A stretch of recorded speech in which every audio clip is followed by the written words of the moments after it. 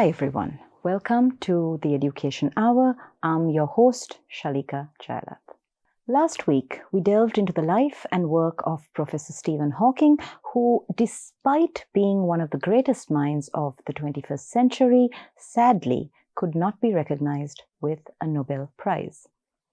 This week, we crossed the Atlantic to visit the work of yet another genius who was not only a recipient of the Nobel Prize, but also a recipient of the Abel Prize. Let's start with the Nobel Prize and see what all the hoo-ha is about.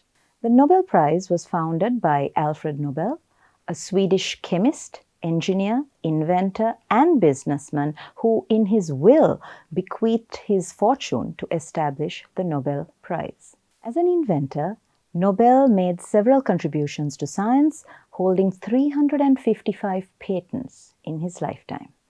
Interestingly, his most famous invention was dynamite, which was patented in 1867. His business ventures included the manufacture of cannons and other weapons, and after reading a newspaper article which condemned him as being a profiteer of war, Nobel decided to leave his fortune to recognize and reward annually specific discoveries or breakthroughs in the areas of physics, chemistry, medicine, literature, and peace. The first prizes were awarded in 1901. In 1968, a sixth prize was added in economics, donated by the Bank of Sweden. Strictly speaking, it is not a Nobel Prize, but more the Prize in Economic Sciences in memory of Alfred Nobel. The monetary amount of each prize varies from year to year. At present, it is around 10 million Swedish krona, which is about 1.1 million US dollars or 230 million Sri Lankan rupees, just to put things into context. Now, if you were paying attention to the categories of the Nobel Prize, you would have seen that there isn't a category for mathematics. And this is where the Abel Prize comes in. The Abel Prize is intended to give mathematicians their own equivalent of a Nobel Prize. Such an award was first proposed in 1902 by King Oscar II of Sweden and Norway, just a year after the award of the first Nobel Prizes.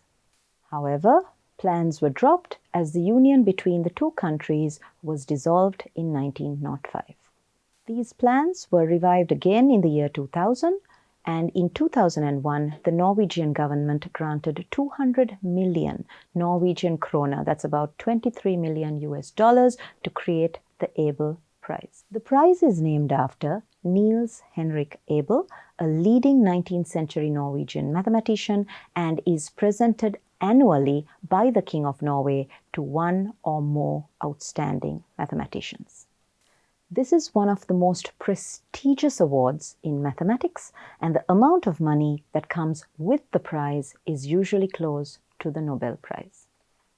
So much so for these prestigious awards, let's now consider the awardee who received both of these awards, American mathematician John Forbes Nash Jr. John Nash was born in 1928 in West Virginia, USA. His parents did what they could to support their son's education, and in his final year of high school, arranged for him to take advanced maths courses at a local community college. Thanks to this extra support, Nash managed to win a scholarship to the Carnegie Institute of Technology, which later became known as the Carnegie Mellon University, to major in chemical engineering. However, Nash did not stick to engineering. He first switched from chemical engineering to chemistry, and then from chemistry to mathematics.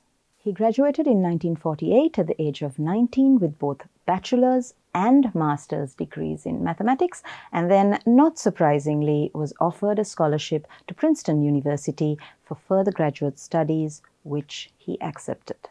Nash's advisor and former Carnegie professor Richard Duffin wrote a letter of recommendation for graduate school consisting of a single sentence.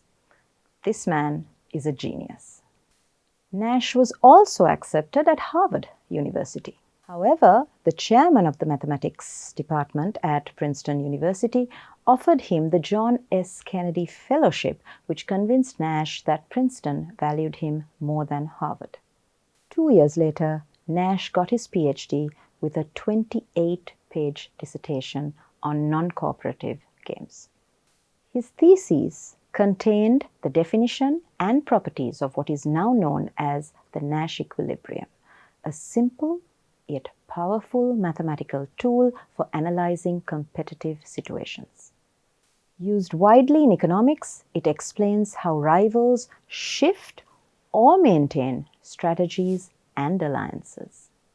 The Nash equilibrium describes the moment when all parties are pursuing their best case scenario and will not change their strategy even if a competitor changes his or hers.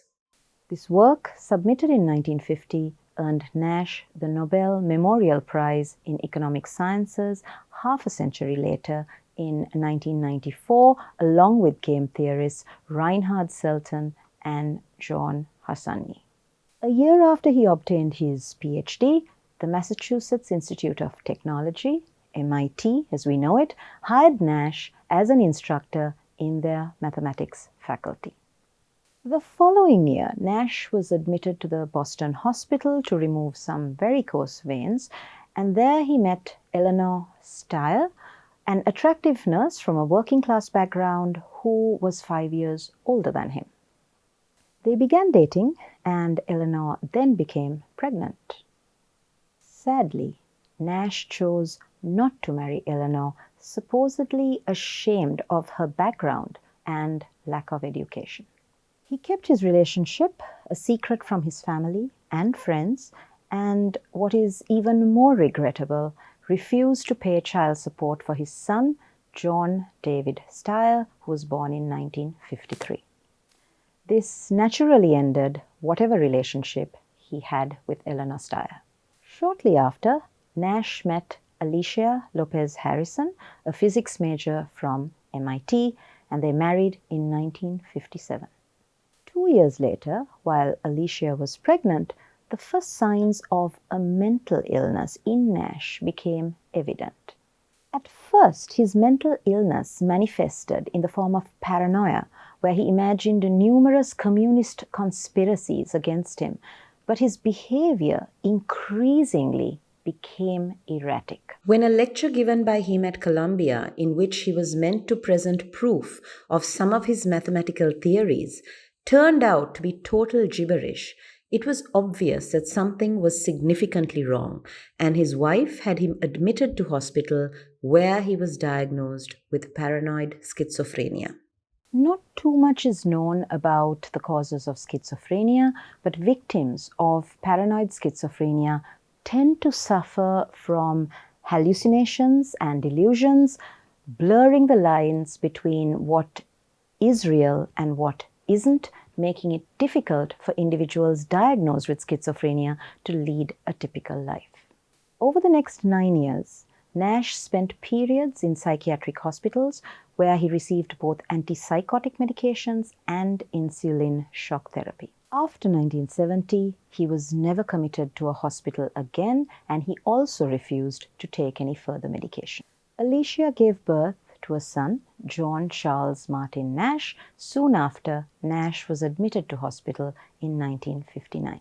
She waited for a year till Nash had recovered somewhat to name her son, as she felt her husband should have a say in the name given to the boy. John Charles Martin Nash went on to get a PhD in mathematics and, sadly, like his father, suffered from schizophrenia as an adult. Due to the stress of dealing with Nash's schizophrenia, Nash and his wife divorced in 1963. After his final hospital discharge in 1970, Nash lived with Alicia as a boarder. This stability seemed to help him, and he learned how to consciously discard his paranoid delusions. He stopped taking psychiatric medication and was allowed by Princeton University to sit in on classes.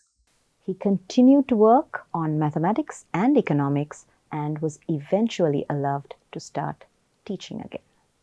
Nash became a part of a group of mathematicians who contacted the Bank of Sweden's Nobel Award Committee and vouched for Nash's mental health and ability to receive the award in recognition of his early work. In a happy twist to the tale, Nash and Alicia resumed their relationship in the 90s and finally remarried in 2001. Nash received honorary degrees from Carnegie Mellon University, the University of Naples Federico II, the University of Antwerp, the City University of Hong Kong, the University of Charleston, and West Virginia University Tech. He was elected to the American Philosophical Society in 2006 and elected as a Fellow of the American Mathematical Society in 2012. Finally, in 2015, he, along with Louis Nierenberg, was awarded the Abel Prize by King Harald V of Norway at a ceremony in Oslo. Sadly, on their way back home from Newark Airport following this ceremony, Nash and his wife Alicia, neither of whom were wearing a seatbelt, died in a car accident when their taxicab driver lost control of the vehicle. Nash was 86 years old. The beautiful mind struck down by tragedy, you might say. Should we feel sorry for Nash, do you think? For dying in tragic circumstances, for suffering with schizophrenia? Should we criticize him for failing to acknowledge his child? None of us have led mistake-free lives. Some of us have made countless wrong decisions. We may live to regret these mistakes, but given the chance to change our lives, would we?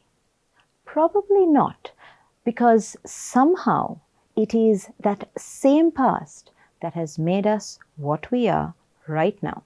Instead, we perhaps need to celebrate the chance to live a better life tomorrow. And Nash would probably agree if he were here right now. Thank you for tuning in. Join me next week on the Education Hour when we delve into a few global issues and analyze possible solutions to them using the Nash Equilibrium. This is Shaleeka Jayalath. Stay safe.